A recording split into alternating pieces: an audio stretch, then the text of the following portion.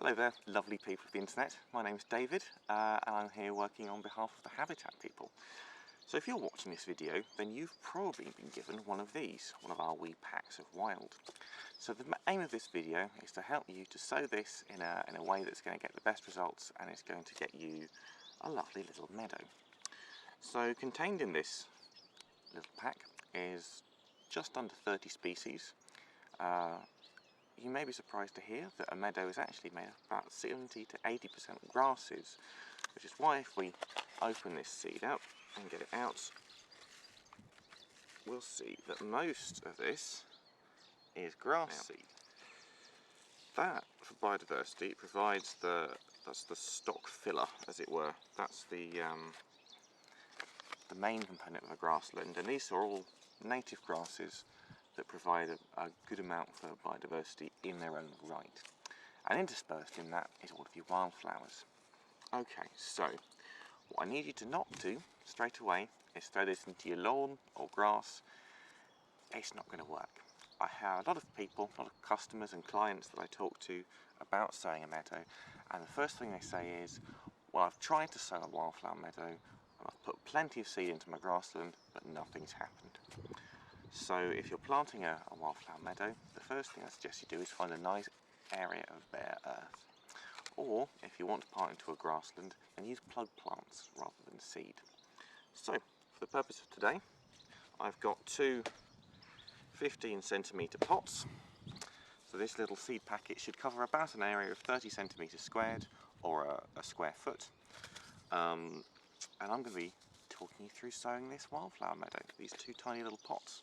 You can do this anywhere. If it's a bare area of earth actually on the ground, if you've got a raised bed, you've got pots like I have today, or even into a little trellis. Okay, so the first thing we need to do is get 2 pots of soil. As you can see, I've kind of filled them mostly to the top. It's not super important. You want it at the very least 9/10 full, really. Really important to note that a lot of composts will have very high nutrient levels. Now, the thing about wildflowers, and something I think why people have trouble growing them, is they need very low nutrient soils. So putting loads of fertiliser and compost into the ground before you're sowing will really hamper the growth of these plants. The grasses, the wildflowers, it's not a natural scenario to have these super fertile areas. It just doesn't happen. So what I've got here is some compost actually made of sheep's hair and broken down bits of bark from trees.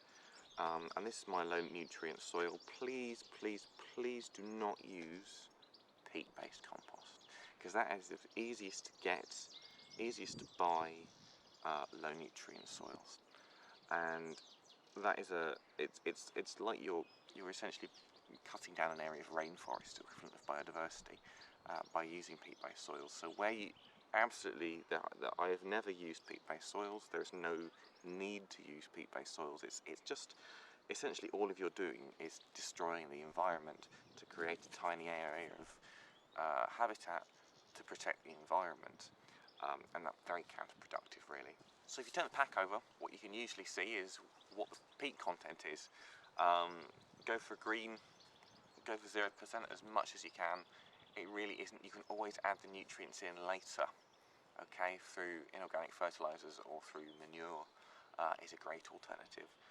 Alright, so what we need to do, now you've got your nice loose compost in here, so you want to get our seed out. There we go, I've got my seed, lovely. So what we want to do is take the seed, don't worry about if some of it spills over the sides, that's not a problem, and sprinkle it from a good height over the area. So I've got about half of my hand here, I'm just sprinkling over nice and high in a circling motion, maybe a little bit more there, not much. There we go. And I'm going to do the same with this hand over this one. Lovely. Not worrying too much. I'm going to do a little bit more on this one. Not worrying too much about how it looks. It doesn't have to be even. You're not looking for structure here. That's not what a meadow is. No one has a structured meadow, then it's not a meadow really, is it? Now you don't need to put any more, don't put any more soil on it, don't put any more compost in. All you want to do is just with your hands, just flatten down a different area all over, like so. Lovely. Just making sure it is nice and even, not hard. You just firming it down basically. And then you'll see seeds on top. That's fine. That's good. You want to be able to see a lot of the seeds. That's how they'll germinate. And if you've got any left over, you can just tip it out the back. Okay. Now, you don't want lots of water, and you don't need a watering can. All I want to do is, again, from a decent height, when you're watering this, just gently, you don't want a downpour, you just want a gentle trickle over the area, like so. So I'm using this mug, just to show you don't need lots of tools, you just need a couple of pots, a bit of soil, and some seed, and water. That's it. Seed, soil, water, and pot. All you need to help wildlife. There we go, so we just water that area like so. That's it. You can put a little bit more water on if you want, a bit less, it doesn't really matter. Just so long as it's got its initial soak. So, what now? Well, now you wait. Now meadows can take up to a month, 2 months longer to grow. They shouldn't do, but it depends on your conditions. Pop these in now in the area of sun, so you can see I'm in a nice sunny spot here, so it doesn't really matter. Keep them in the sun, water them once a day, not lots of water. You can see the amount I use for this. Maybe 2 of these, 1 per pot for me would do the job, just for my initial watering to keep the video a bit shorter. I haven't got 2 mugs. But yeah, that's essentially it. All you need to do now is wait. And once things start growing, and they will start growing within a few weeks, should you have followed those instructions properly, you will end up, here's one I prepared earlier, with something that looks a bit like this. Now, as you can see, we have lots of grasses coming through, and they're nice fine grasses called fescues, the grasses I'm using in here. These are the species that allow lots of light through to the soil, through to the earth, to get wildflowers to grow. As you can see, there are plenty of other species that are growing in and amongst it. Now, I can tell what a couple of these are already. I've got some self-heal, I've got a kidney vetch, I've got obviously my fescue grasses, a bit more self-heal over here, there's a wild carrot. All sorts of different things going through, and the joy of doing this is you really don't know what's going to germinate. Some of these plants will need a winter's worth of cold, so some plants need cold in order to germinate. They'll need a winter's worth of cold in order to get going. So because of that, some of these species might come up for the first time next year, and the seed will just sit under the soil, under the grasses, and just wait for the right conditions. So if you can, during the winter, pop your pot, or your tray in this case, outside.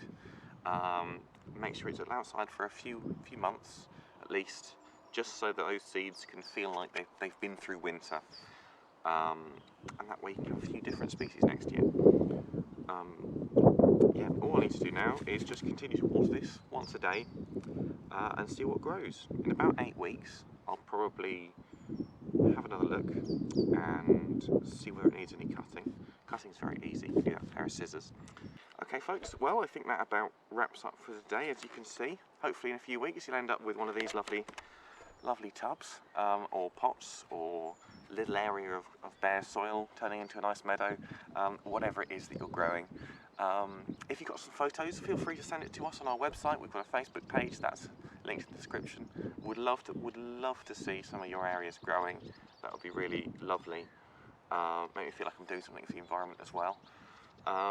If you've got any questions, our links are in the description. You can contact us. We help people to improve biodiversity on their gardens, farms and land holdings. We've got a woodland specialist as well. So please do bear us in mind if you're wanting to change things for the better for the planet. We'd love to help you. So I'm going to do a follow-up video on this in a few weeks. see how this has grown, probably continuing nicely. See how things are going, as well as how my 2 pots have developed, and possibly how you can manage it in your little wee pack of area. Alright, well, thank you so much for watching. I've been David from the Habitat People, and wherever you are, whatever the weather, I hope you're having a lovely day. Thanks very much. Bye-bye.